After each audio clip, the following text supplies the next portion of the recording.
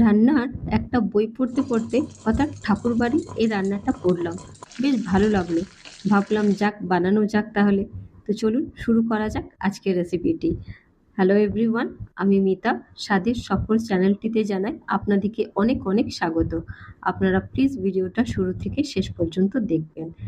তো এখানে আমি একটা লাউ নিয়েছি, লাউটাকে ভালোভাবে ধুয়ে নিয়েছি, দিয়ে লাউটাকে কেটে ওর খোসাটা ছাড়িয়ে নেব, দিয়ে ওটাকে মাঝারি আকারে এটা ডুমো ডুমো করে কেটে নেব। তো এখানে আমি পুরো লাউটাই দিয়ে দিয়েছি। এবার লাউটাকে আমরা সেদ্ধ করে নেব। তো কড়াইতে লাউগুলো দিয়ে দেবো, দিয়ে অল্প জল দিয়ে সামান্য নুন দিয়ে এটাকে সেদ্ধ করতে হবে। কিন্তু খেয়াল রাখতে হবে লাউগুলো যেন খুব বেশি গলে না যায়। লাউগুলো সিদ্ধ হবে কিন্তু লাউগুলো গোটা গোটা থাকবে, এরকম ভাবে লাউগুলোকে সিদ্ধ করতে হবে। তো এটাকে আমি চাপা দিয়ে সেদ্ধ করতে দিয়ে দিচ্ছি, হালকা নেড়ে চেড়ে। তো যতক্ষণে এটা সেদ্ধ হচ্ছে, এই রান্নাটার জন্য যেটা আসল একটা মশলা সেটা তৈরি করব। তার জন্য একটা তড়কা প্যান নিয়ে নিচ্ছি, এটাতে দিয়ে দেবো 1 টেবিল চামচের মতন সর্ষের তেল। রান্নাটা সর্ষের তেলেই করবেন যাতে স্বাদটা একদম অরিজিনাল আসে। এবারে এটাতে দিয়ে দিচ্ছি সাদা সর্ষে, অল্প করে মেথি আর 2টো কাঁচা লঙ্কা। এটাকে হালকা একটুখানি ভাজবো, খুব বেশি ভাজার দরকার নেই।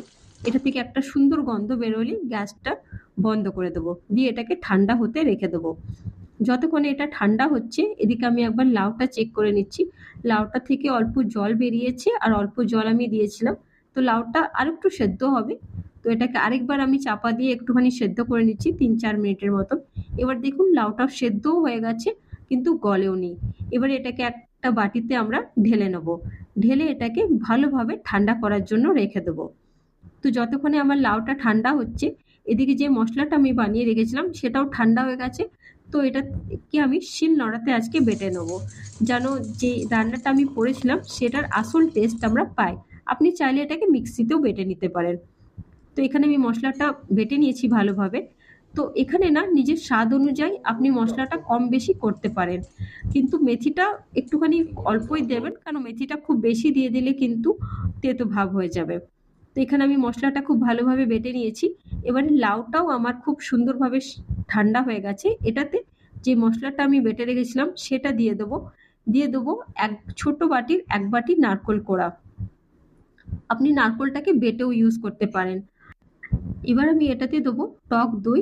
আমি 2 টেবিল স্পুনের মতন টক দই নিয়েছি, এটাকে ভালোভাবে ফেটিয়ে এর মধ্যে দিয়ে দেবো।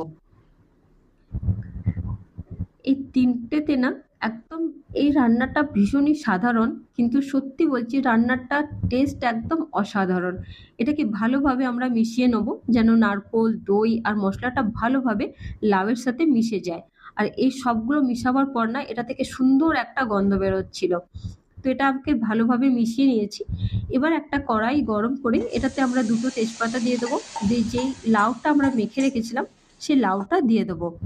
লাউ এমনিতেই জল ছাড়ে, সাথে আমরা দই দিয়েছি। তো এটা থেকে একটুখানি জল বেরোবে, কিন্তু একটু ধৈর্য ধরে এই জলটাকে কিন্তু নাড়াচাড়া করে এটাকে শুকিয়ে নিতে হবে এর মধ্যে। এবার এর মধ্যে আমরা দিয়ে দেবো স্বাদ মতো নুন আর অল্প করে চিনি। একবার নুন আমরা দিয়েছি আগে লাউটা সেদ্ধ করার সময়, সেজন্য নুনটা একটু আন্দাজ করে দেবেন। এবার এটাকে হালকা হাতে ভালোভাবে মিশিয়ে নিতে হবে আর মিডিয়াম ফ্লেমে জলটাকে ভালোভাবে শুকিয়ে নিতে হবে। তো এইটাকে আমি অন্য একটা গ্যাসে ট্রান্সফার করে দিচ্ছি, আর এই গ্যাসে আমরা চাপিয়ে দিচ্ছি একটা তড়কা প্যান। কেন কি এটার জন্য লাস্ট আমরা একটা ফোড়ন তৈরি করব, আর এই ফোড়নটাই এই রান্নাটাকে একদম দেবে একটা আলাদাই স্বাদ। তো এর মধ্যে দিয়ে দিচ্ছি আমরা 1 টেবিল চামচের মতন সর্ষের তেল, একটুখানি দিয়ে দিচ্ছি সর্ষে, কালো সর্ষে দিয়েছি, অল্প করে রাঁধুনি আর কটা কারি পাত্তা। এবার এটা যখন সর্ষেটা ফুটে উঠবে, কারি পাত্তা থেকে যখন একটা ভালো গন্ধ বেরোবে, তখন সরাসরি এটাকে লাউয়ের মধ্যে দিয়ে দিতে হবে, দিয়ে এটা লাউয়ের সঙ্গে খুব ভালোভাবে মিশিয়ে দিতে হবে। বাস এটা দেওয়ার সঙ্গে সঙ্গে দেখবেন সুন্দর একটা গন্ধ বেরোয়। ওপর থেকে দিয়ে দেবো 2-3টে চেরা কাঁচা লঙ্কা, দিয়ে হালকা হাতে এটাকে একটু নাড়াচাড়া করলে আমাদের আজকে এই লাউয়ের তরকারিটা একদম তৈরি। এই তরকারিটা দেখতে হয়তো খুবই সাধারণ কিন্তু খেতে একদম অসাধারণ। রেসিপিটি যদি আপনাদের ভালো লেগে থাকে তাহলে প্লিজ আমার চ্যানেলটিকে সাবস্ক্রাইব করে ভিডিওতে একটি লাইক করে দেবেন, আর নিজের বন্ধু বান্ধব আত্মীয়দের সঙ্গে শেয়ার করে দেবেন। ভালো থাকবেন, সুস্থ থাকবেন। দেখা হচ্ছে অন্য এক রেসিপিতে। ততক্ষণের জন্য